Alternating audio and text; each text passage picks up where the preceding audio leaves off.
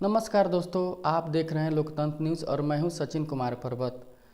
सर्दियों का मौसम शुरू हो चुका है और तमाम तरह की जो परिवर्तन है हमारे पर्यावरण में हो रही है और साथ ही हमारे व्यवहार में भी बहुत सारे परिवर्तन देखे जा रहे हैं। तो हमारे जो व्यवहार हैं कैसे होने चाहिए जिससे कि हम संभावित बीमारियों से बच सकें, इसकी जानकारी के लिए हम पहुंचे हैं सिवान में, जहां सुप्रसिद्ध neuro physician doctor Mrityunjay Kumar sir से हम बात करेंगे और ये जानना चाहेंगे कि सर्दियों के दिनों में होने वाली बीमारियों जिससे कि बच्चे से लेकर के नौजवान और बुजुर्ग भी प्रभावित होते हैं, वो किस प्रकार की बीमारियां होती हैं और उनका उपचार क्या है। लोकतंत्र न्यूज़ में आपका बहुत बहुत स्वागत है। धन्यवाद आपको और आपकी टीम को। मैं doctor Mrityunjay Kumar, BMS, working in neuro physician, Adarsh Nagar, Chhapra road, Siwan. आप सबकी स्वस्थ रहने की कामना करता हूँ। पूरे जिले वासियों को शुभकामना देता हूँ कि आप सब स्वस्थ रहें, स्वस्थ रह के अपना काम धाम करें, ठंडे में अपना हिदायत बरतें और ठंडे से लापरवाही और खिलवाड़ ना करें। ज़रूरत पड़ने पे ही आप कहीं विशेष जगह जाएं। और शादी ब्याहें जो हो रही हैं इसमें लेट नाइट अगर रहना पड़ता है तो बिना ठंडे कपड़े के न जाएं और अपना ख्याल रखें, अपने घर का ख्याल रखें, अपने बच्चों का ख्याल रखें। आप इतना ख्याल रखिएगा तो यकीनन एक स्वस्थ समाज होगा, समाज का भी ख्याल रखेंगे आप लोग, और स्वस्थ समाज होगा तो स्वस्थ देश भी होगा। इसलिए आप लोग से ये अपील है हमारा कि ये सब हिदायत बरतते रहें। हमें जानना चाहेंगे कि जो सर्दियों का दिन शुरू हो रहा है और ऐसे में बहुत सारी जो है बीमारियां उत्पन्न होती हैं और लोग उसको समझ नहीं पाते हैं, और जब तक समझते हैं तब तक उसके आगोश में वो फंस चुके होते हैं। ऐसे में सर किस प्रकार की बीमारियां लोगों को होती हैं और क्या उपचार है सर की, क्या बताने की। देखिए, सर्दियों में क्या होता है कि पहले तो जैसे मौसम चेंज होती है तो बहुत सारे सीजनल बीमारियां होती हैं, सर्दी, खांसी, बुखार, ये सारी चीज़ जैसे मौसम चेंज होते हैं तो होना शुरू होता है। तो इसमें लापरवाही क्या हो जाती है कि हम जितने जन हैं, लापरवाही यहाँ हो जाती है कि जब सर्दियाँ स्टार्ट होती हैं तो आदमी केयर नहीं करता है, जिसे हम पिंक ठंड के नाम से जानते हैं, पिंक कोल्ड के नाम से भी जानते हैं। तो शुरू को सर्दी को हम इग्नोर कर देते हैं, जिसके वजह से हम ठंडे के चपेट में शुरू में ही आ जाते हैं। इसलिए जैसे ठंडी शुरू है, विगत 2-3 दिनों से बढ़ी भी है थोड़ी ठंड, तो इसमें सीजनल कपड़े जितने होते हैं आदमी को पहनना चाहिए। बिना कपड़े गर्म कपड़े के बाहर नहीं निकलना चाहिए। खासकर बच्चों पे ध्यान देना है कि बच्चों को टाइम से नहलाएं, टाइम से उठाएं और टाइम से खाना खिलाएं और गर्म कपड़े पहनाएं और गर्म पानी से ही नहलाएं, क्योंकि ठंड बच्चों के लिए काफ़ी है। और बच्चों में सर्दी, खांसी, बुखार आती हैं तो पेरेंट्स को भी परेशानी होती है, इसलिए वो चीज़ नहीं हो, इसलिए बच्चे को केयर बहुत ज़रूरी है। और ये हम जो नौजवान हैं या बूढ़े, तो इन सब चीज़ों में सबसे पहले क्या होती है कि हमारे व्यू से देखा जाए जो नस की प्रॉब्लम होती हैं, तो ऐसे कंडीशन में जब ठंड शुरू होती है और अभी भी लोग पंखा कूलर चलाना बंद नहीं किए हैं, लोग चला ही रहे हैं, तो इसमें फेशियल पाल्सी होता है, जिसको फेशियल पैरालिसिस बोलते हैं, वो ज़्यादा होने की संभावना होती है।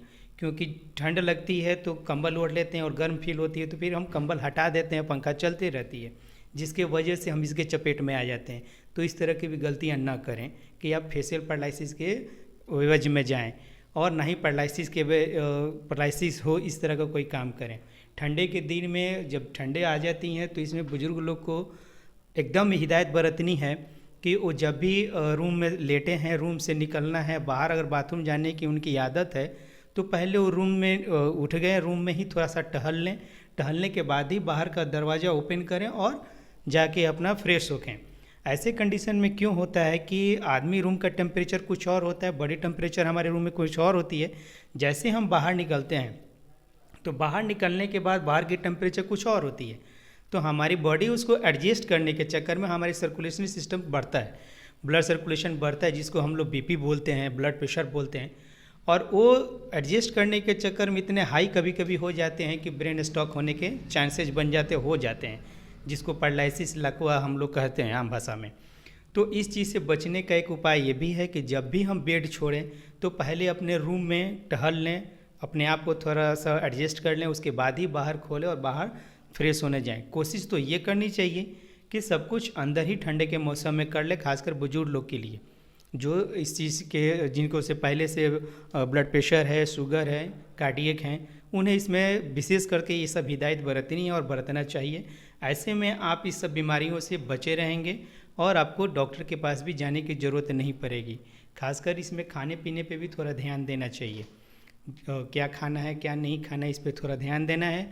दूसरा नंबर कि घर में हैं तो घर में की भी कोशिश करें। ठंडे के मौसम हम लोग काफ़ी देर तक घर में रह लेते हैं, तो घर में रहें तो कुछ ऑकरेंस ना हो, थोड़ा एडजस्ट करना चाहिए सबको, क्योंकि जब घर में आदमी थोड़ा टाइम देने लगता है तो छोटी मोटी विवादें होने लगती हैं जो घर घर की कहानी है।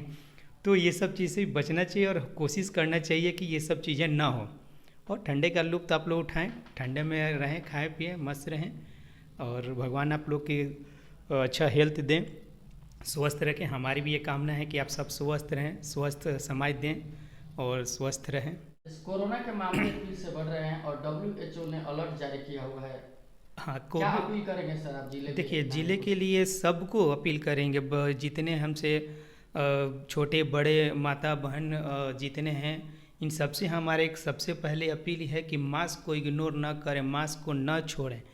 मास्क ऐसा नहीं है कि मास्क सिर्फ कोरोना से ही बचाते हैं, आपको डस्ट वगैरह से भी बचाता है, गर्दे से बचाता है, बहुत सारे कार्बन डाइऑक्साइड निकलते रहते हैं, मार्केट में गाड़ियाँ चलती, ये सब चीज़ से आपको रक्षा करता है और कोविड से तो रक्षा करता ही है। कोविड अभी गया नहीं है, इसे ये समझ लेना कि ये कोविड चला गया है तो हमारी और आपकी, हम सबकी ये बहुत बड़ी बेवकूफ़ी है, क्योंकि इसे आने में टाइम नहीं लगेगा और आने में टाइम लगता भी नहीं। आप सब लोग इस चीज़ को झेल चुके हैं, तो हम कोशिश करें, अगर डिस्टेंस तो हम मेंटेन कर ही नहीं पा रहे हैं तो कम से कम मास्क तो अपना लगा कर रहें, कम से कम हम सेफ रहें, आप सेफ रहें, मार्केट से आए तो आपका घर सेफ रहेगा। तो इस पर आप लोग से हाथ जोड़ कर विनती है, अपील है कि आप लोग मास्क ना छोड़ें, प्लीज़ मास्क ना छोड़ें, मास्क यूज करें। अगर घर में नहीं करते हैं तो कम से कम बाहर निकलते हैं तो बिना मास्क के ना निकलें।